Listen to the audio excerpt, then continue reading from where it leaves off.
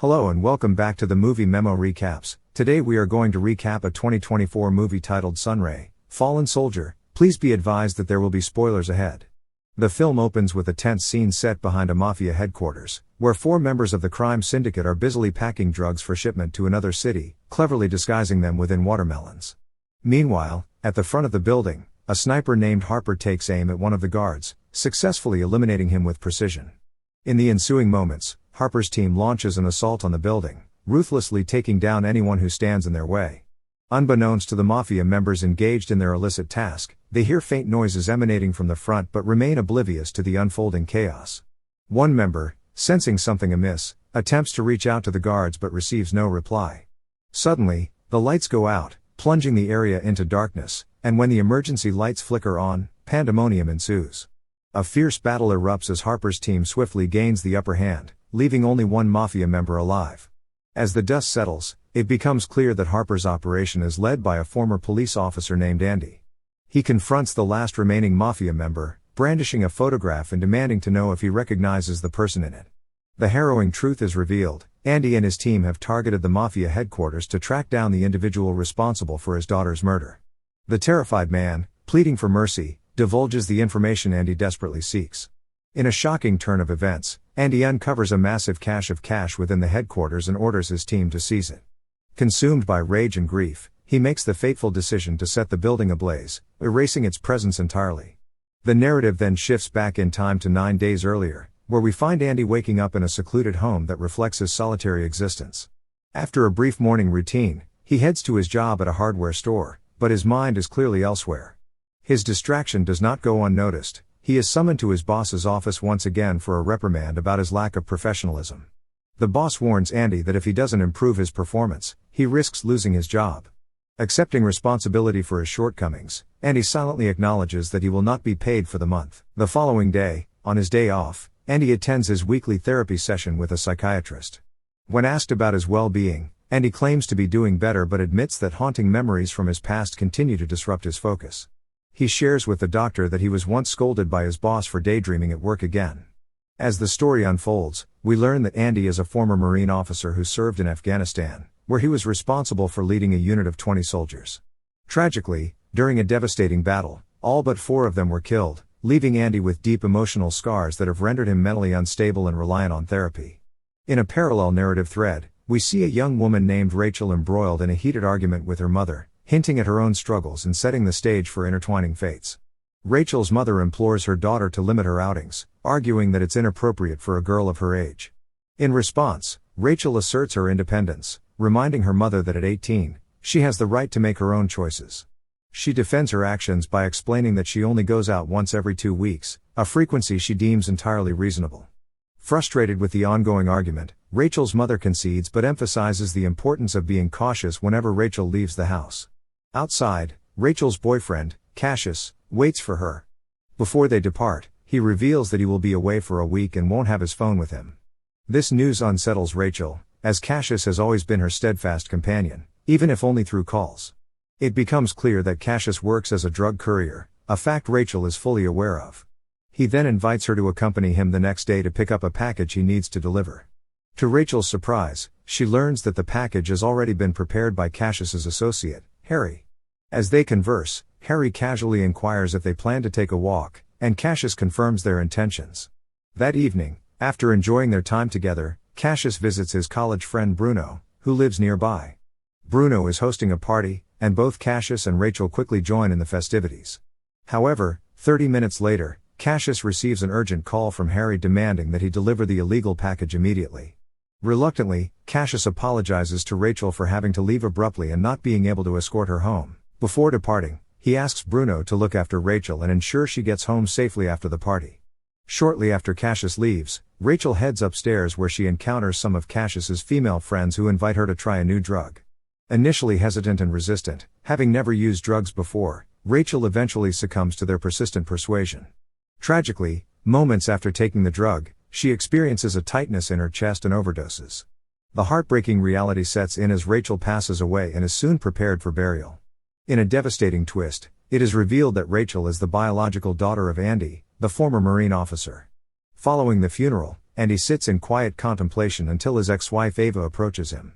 She informs him that during Rachel's last outing, she had been with Cassius. The conversation reveals that Andy and Ava's separation stemmed from his struggles with mental instability after the war, which led him to choose a life of isolation. Later, Andy enters Rachel's room to reminisce before returning home. In an unexpected moment, he notices Rachel's phone lighting up with a message from Cassius, who remains unaware of her tragic passing and asks Rachel to meet him at Harry's place later that night. Realizing that Harry is a drug dealer, Andy feels a surge of determination. He rushes home, grabs a nail gun, and heads to Harry's location with one singular purpose: to dismantle the drug trade that claimed the life of his only daughter. As Cassius arrived at Harry's house, anticipation coursed through him. He was eager to collect his payment for the delivery.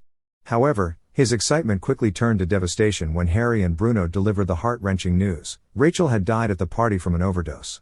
Consumed by rage, Cassius confronted Bruno, demanding to know why Rachel had been given drugs when she had never touched them before. Bruno, filled with regret, explained that he had been out buying food when the tragedy occurred. Overwhelmed with frustration and grief, Cassius stormed out of Harry's house, unaware that Andy was just arriving and that their paths would briefly cross without recognition. Once inside, Andy wasted no time in confronting the chaos that surrounded him. He moved with purpose, determined to hold accountable those involved in Rachel's death. In a tense moment, he seized a gun from one of Harry's henchmen and made his way to the main room. There, he swiftly eliminated Bruno and cornered Harry, demanding to know Cassius's whereabouts. Harry informed him that Cassius had just left, but before Andy could react, one of Harry's men ambushed him from behind. In a split second, Harry grabbed the fallen gun, poised to finish Andy off. Yet, just as he was about to pull the trigger, a figure intervened, taking down Harry and his remaining henchmen. To Andy's surprise, the rescuer was Smudge, a former subordinate from his military days. As Smudge drove Andy home, he inquired about how Andy had ended up at Harry's place. Andy explained his quest to find Cassius and dismantle the city's drug trade that had led to his daughter's death. Curious about Smudge's presence, Andy learned that Smudge had come to offer condolences for Rachel but found only a note with Harry's address, which ultimately led him to rescue Andy. Before Andy exited the car, Smudge suggested they grab a drink together at a local cafe the following evening. The next night, Andy received a call from Ava asking if he had their daughter's phone. When Andy confirmed he did, Ava expressed her indifference towards the phone itself. What she truly wanted was for Andy to come home. He assured her that he would one day return, holding on to hope for their family's future. Later that evening, Andy arrived at the cafe to meet Smudge as promised. There, he encountered Harper, another former military subordinate who expressed his condolences for Rachel's death and offered unwavering support. Soon after, Smudge arrived with a mutual friend, and the four men shared memories of their time in Afghanistan, reminiscing about their bond as the only survivors of their unit. In a moment of vulnerability, Harper revealed a haunting memory from the war, a harrowing choice between neutralizing a child or risking the lives of his comrades. The image of that child relentlessly approaching him weighed heavily on Harper's conscience, forcing him into an impossible moral dilemma that still lingered in his mind.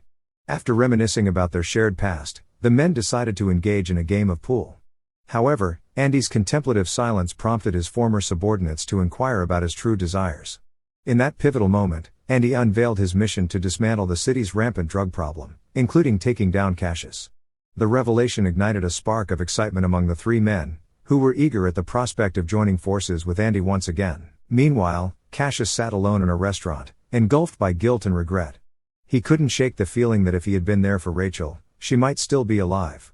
In a moment of clarity, he resolved to reach out to her parents and express his apologies as soon as possible. However, his thoughts were abruptly interrupted when a group of thugs confronted him. With no desire for confrontation, Cassius attempted to leave, but the thugs followed him outside, eager for a fight.